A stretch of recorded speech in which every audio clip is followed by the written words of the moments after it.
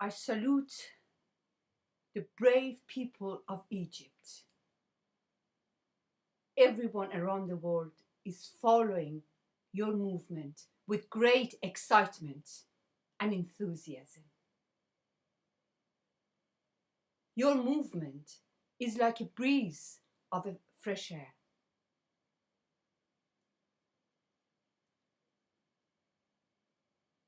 As a revolutionary, as a veteran women's rights activist, as an activist who fought decades to overthrow the Islamic regime in Iran, one of the most brutal and oppressive regimes in the world,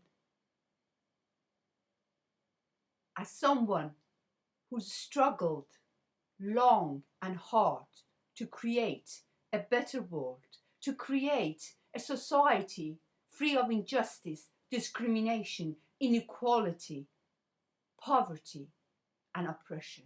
A society where freedom, equality, and prosperity of all citizens is guaranteed.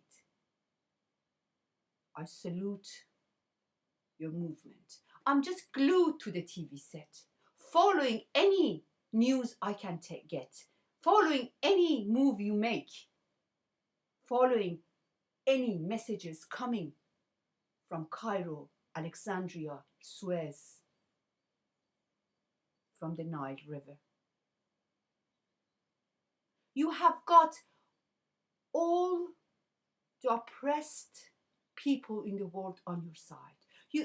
Every human being who lives in under one form or the other of a dictatorship, oppressive system, who's struggling every day to make ends meet, who is struggling to put some food on the table for their family, who are working 10-hour, 12-hour shifts and still cannot feed their children.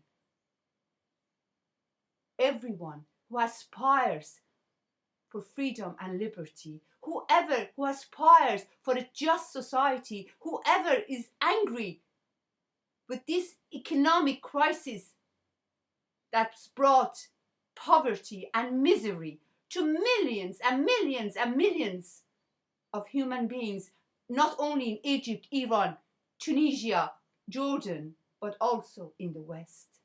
You have got all these people on your side. We all belong to one aspiration. We all belong to one hope, a hope for a better world, a hope free of Mubaraks, Khamenei's, Ahmadinejad's, King Abdullah, Zainul Abidin Ben Ali, Bush's and Obama's. A world built by us ordinary citizens. You've got the solidarity and admiration of all these peoples.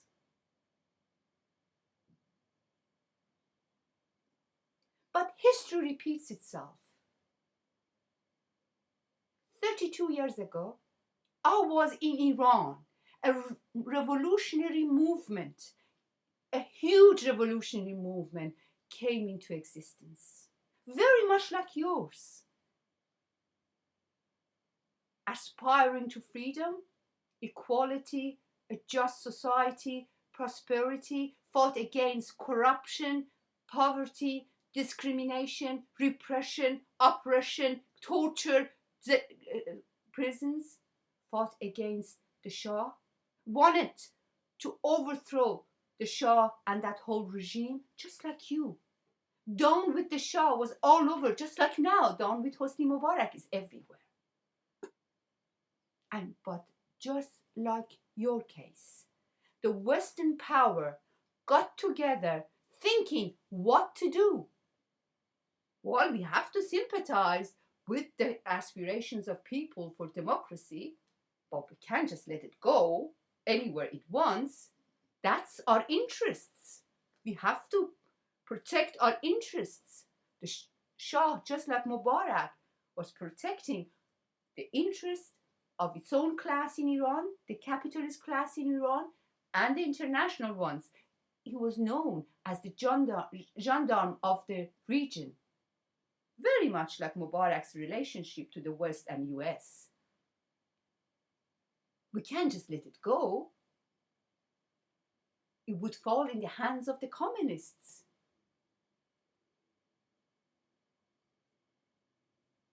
And a revolutionary movement which wanted to overthrow the regime, who wanted to create a society free of discrimination, poverty, inequality, and injustice and corruption, over the matter of a couple of weeks, was turned upside down. They brought an rather unknown clergyman who lived in Najaf in Iraq then, called Khomeini. Many young people on the street hadn't even heard his name, and they made him a leader of the Iran revolution in Iran, and by that fact, they gave the name of Islamic Revolution to the Iranian movement, revolutionary movement for freedom, justice, and equality. They just did it. It was just like magic what happened. We could not believe our ears and our eyes. How come? What happened? And they're doing exactly the same about Egypt. Many young people on the street say, who is Al-Baradei? Who is he? That all of a sudden they're talking of him, he's becoming the leader of the revolution in Egypt. Who is he who comes and says, yes, Mubarak can leave the country with respect and finds a foreign country to live in, where on the same day that people in Cairo are creating a mock tribunal to try Hosni Mubarak for his crimes against humanity, for all the killings and tortures he has inflicted upon people, for all the poverty that he has inflicted on the people, for all the corruption that he has inflicted and imposed over the people. Who is he? He's supposed to protect the interests not only of the upper classes, the capitalists in Egypt, but also international ones. He was on the payroll of the Western powers. He was given Nobel Peace Prize, so they would pickle him for such a day like that they could just bring him out of the bottle, out of the hat, say, this is your leader, your great democratic leader. This is what's happening now. Your determination, your bravery, your persistence is admirable.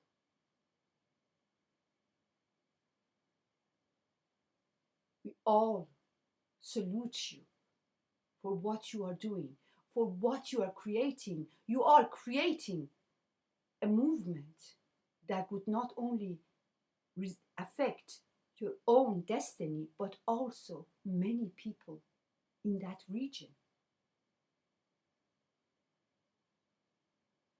We should do it together. We should put our ears on the ground. No one is making leaders for us. We are becoming our own leaders. The people have already come up with these incredible revolutionary initiatives, what is called the neighborhood committees or neighborhood milices. This is so original and so typical at the same time. At the time of upheaval, social, huge upheavals like this, these kind of initiatives happen. Create your own councils. Create your own mass organizations. Become organized in the neighborhoods, in factories, at university, at the schools, in your own mass organizations. And take over your own destiny. It can happen. It is possible. Long live the revolutionary movement of people in Egypt.